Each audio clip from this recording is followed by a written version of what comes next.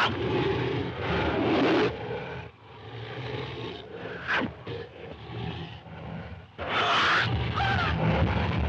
this video, we're going to talk about the modern history of visual effects. Digital compositing came up, but the optical printer was standard back then.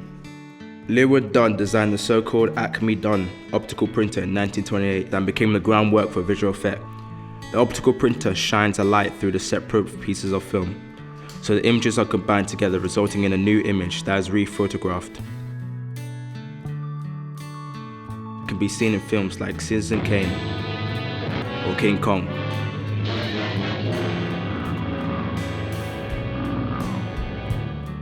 Through the 1930s, the number of talkie movies was going up.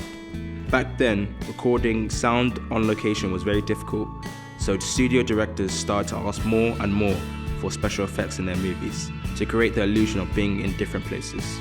Alfred Hitchcock, the master of suspense, was strong on special effects.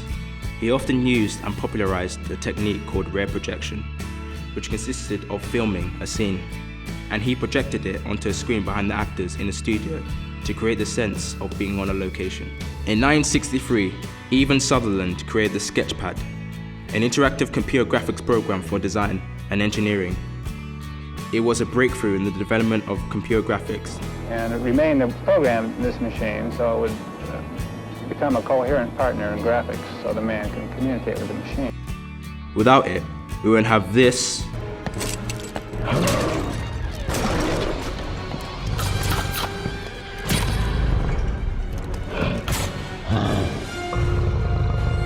or this.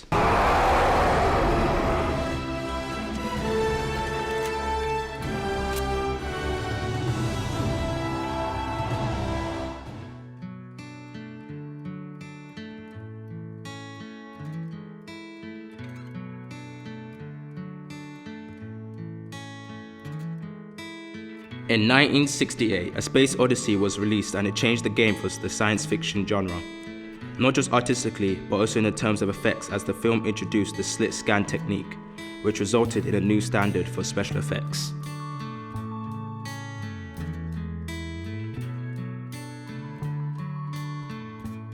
The battle scenes in Star Wars were made using motion control cameras, which means that the camera is controlled by a computer. So the camera movement can be repeated exactly the same way as many times needed, which also allows the images to be aligned. The mystery of the universe and the adversities that mankind has to face for its own creation is a current theme that science fiction films tended to take on over the years, with films such as 2001, A Space Odyssey, or Planet of the Apes.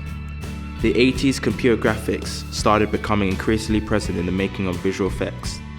The first full CG sequence to be seen on film was made for the Genesis effect in Star Trek, The Wrath of Khan, that came out in 1982. A few years later, the first full CG character appeared on Young Sherlock Holmes in 1985. The sequence consisted of a medieval knight jumping out of a stained glass. The whole sequence took 6 months to accomplish.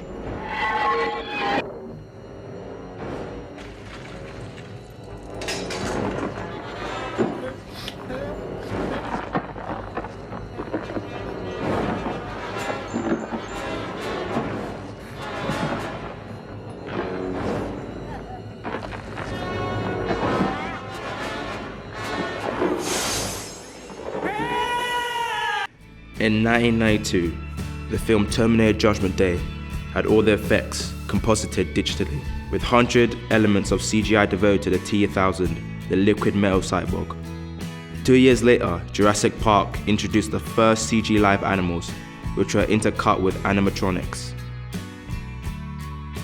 In 1995, Toy Story was the first entirely CG featured length film, and it took 1,000 gigabytes of data and 800,000 machine hours to render. But it created a legacy, followed by a whole new way of making animation.